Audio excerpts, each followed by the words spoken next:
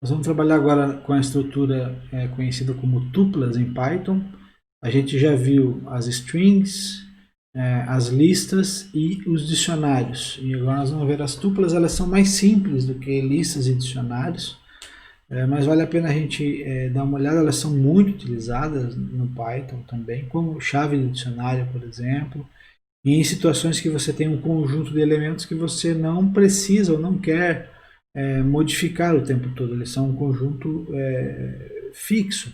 E aí a tupla ela é muito mais eficiente, ocupa muito menos memória, e você vai perceber também, ela dá para fazer muito menos coisa com uma tupla do que com uma lista, né, do Python. A lista é extremamente flexível, a gente viu um monte de métodos que ela tinha e tal, e a tupla dá para fazer muito pouca coisa, tanto que vocês vão ver que essa aula é bem curta, tá? Mas vamos lá. Então, é esse arquivo, né, esse notebook 06 tuplas, deixa eu fechar aqui, e vamos lá. Vou criar uma tupla usando parênteses, então olha só, entre parênteses tem aqui a palavra geografia, o número 23 e a palavra elefantes, né? E aqui o símbolo de atribuição e o nome da variável tupla 1. Então quando eu executo esse comando, ele criou para a gente uma tupla. Se eu quiser ter certeza disso, né, aqui dentro do ambiente de depuração, eu posso colocar aqui type de tupla 1. E ele vai me dizer que é uma tupla, ok? Só para a gente garantir aqui. Mas está ali.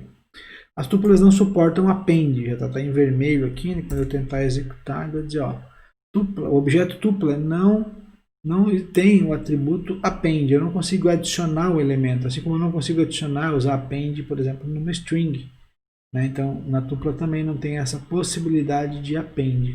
Eu também não consigo eliminar, remover um elemento, nem com del, nem com remove, nem nada assim. Se eu tentar dar um del aqui, ó, vocês vão ver que não funciona. Se eu tentasse remove, não daria. E aí vem aquela pergunta, tá, professor, o que eu consigo fazer com uma tupla, então? Que métodos estão disponíveis para a tupla?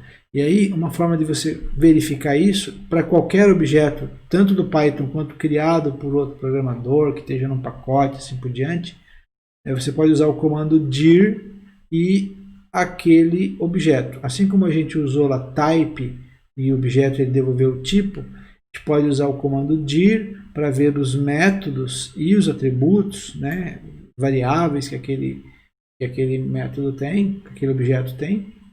E nesse caso também eu posso ver o que ele sabe fazer, né, os métodos dele.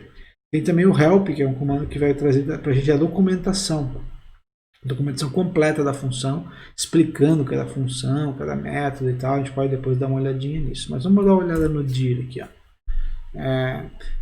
Tudo que está aqui no começo, com esse sublinhado, sublinhado, e aí o nome sublinhado, sublinhado, são atributos internos. São coisas que a tupla usa internamente, mas que a gente não deveria meter a mão, tá? A não ser que você saiba o que você está fazendo. Tipo, tem aqui um underline, underline, len aqui, ó, underline, underline, tem um monte de coisinha aqui, tem um init aqui, tem um monte de coisa aqui, mas assim, a gente não mexe nesse tipo de coisa. Quando está sublinhado, sublinhado, ele diz assim, ó, não mexe, tá? Se você não sabe o que está fazendo. Mas tem duas coisinhas aqui que a gente pode fazer, ó, que é o count, é contar ocorrências de um elemento, e index, que é devolver o índice, né, a posição de um elemento, seria uma procura, um find. Tá? Então, esses dois a gente pode usar, deve ter ali mais embaixo, a gente já vai dar uma olhadinha. Tá? Então, com isso a gente sabe o que dá para fazer com uma tupla. Veja, não tem append, não tem insert, não tem pop, não tem delete, não tem remove, não tem sort, não tem nada. Né? Uma tupla é algo fixo, com uma coleção de elementos fixos. Eu posso olhar, né, quantas vezes uma coisa aparece, eu posso olhar se tem algo lá dentro. O in vai funcionar, né, verificar se um elemento está dentro de uma tupla. Com o in funciona. A sum, essas coisas devem funcionar, mas não alteram, né, a tupla. Qualquer coisa que fosse alterar a tupla não está disponível. Então vamos dar uma olhadinha aqui. Ó. Tupla 1 recebe chocolate. Então agora eu mudei a tupla e eu eliminei todos os elementos.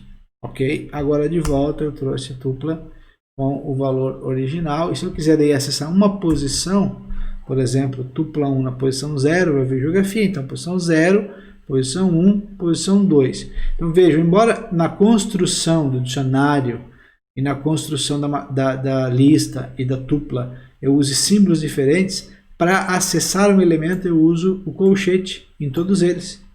Né? Isso mantém um padrão, assim, uma linha bem bacana. Então, se for tupla ou lista, é por posição. Se for dicionário, é por chave. Então, aqui dentro vai uma chave. No caso da tupla, igual a lista, posição. Então, a lista, a tupla, ela é muito parecida com uma lista, nesse sentido. Só que ela é uma lista restrita, vamos dizer assim. Né? Não dá para fazer muita coisa com ela. Mas, como eu falei, ela é muito rápida, muito eficiente, ocupa muito menos memória, né, do que uma lista. Então, para muita coisa ela é mais eficiente. Digamos que eu já tenha 1000 elementos, 1 milhão de elementos que eu quero colocar na memória. Com uma tupla eu vou ocupar muito menos memória do que com uma lista. Né? Se eu não quero modificar, se eu quero carregar e ler, a tupla é o ideal. Tá? Comprimento de tupla 1 nesse caso é 3, são 3 elementos que ela tem. E eu posso também usar slicing. Né? No dicionário não tem slicing, mas na lista, na string e na tupla eu também tenho o que a gente chama de fatiamento. Né? Vamos botar em português aqui, o fatiamento. Da mesma forma que se faz com listas e strings, até vou colocar aqui. Tá? Então, o que eu vou pegar aqui? Ó, tupla 1 na posição 1 até o fim. O que é a posição 1? É o 23, então ele vai pegar 23 e elefante. Né? Tá ali, ó. Ok? Então, o fatiamento funciona da mesma forma. Posição do começo até uma posição, né, de uma posição até o fim, índice negativo, tudo que funciona de fatiamento em strings e listas vai funcionar com tupla. Você já aprendeu lá, já conhece, é só sair usando. O index é muito parecido também com o index da lista. Ele vai devolver a posição da palavra que eu estou procurando. Então, quando eu procuro elefantes, ele está dizendo, ó, elefante está na posição 0, 1, 2. Se eu colocar algo que não existe, o que ele vai fazer? Ele vai devolver aqui um erro, né? Um erro de valor, que o valor ali, elefante, não está na tupla. Ok? Então, se eu botar elefantes, então funciona. Ok? Vale a gente também abrir aqui e mostrar que existe a função in. Então eu posso fazer aqui, ó, elefantes in tupla 1. E ele devolve true. Se eu colocar aqui qualquer outra coisa, né? Gato em tupla 1, ele coloca falso. Ok, então eu posso verificar.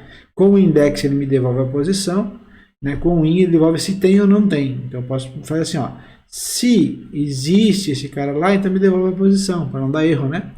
Então a gente vai ter, ou eu posso usar o if, que é o comando que a gente vai ver mais na frente, ou eu posso usar o que a gente chama de tratamento de exceção. Para quem já conhece essa ideia de outras linguagens, tratamento de exceção me permite tentar fazer algo e se der erro eu capturo o erro e não dá erro, né? Não explode o programa na cara nem do programador nem do usuário. Tá? Então dá para a gente ver isso depois. As tuplas não suportam atribuição, eu não posso fazer isso aqui, né? Ir numa posição e colocar o valor 21, não tem como eu fazer isso, infelizmente, né? Não tem como ir lá naquela posição e modificar. Até mesmo para acrescentar um elemento, eu vou ter que fazer parecido com a string, né? Eu teria que fazer alguma coisa assim, ó, tupla 1 mais igual a, vou botar um valor aqui, 35. Opa, não é isso.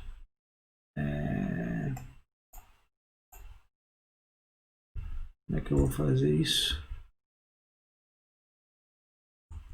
Não tem, né? Tupla 1 não existe. Tupla 1 recebe tupla 1 mais... Ah, não, vai ter que ser vírgula, né? Tupla 1. Caramba, não tem como fazer, não. Não tem como fazer. Não tem como botar isso aqui. assim. Eu tinha parado para pensar nisso. Não vai ter jeito de eu fazer isso. Ou aqui deu.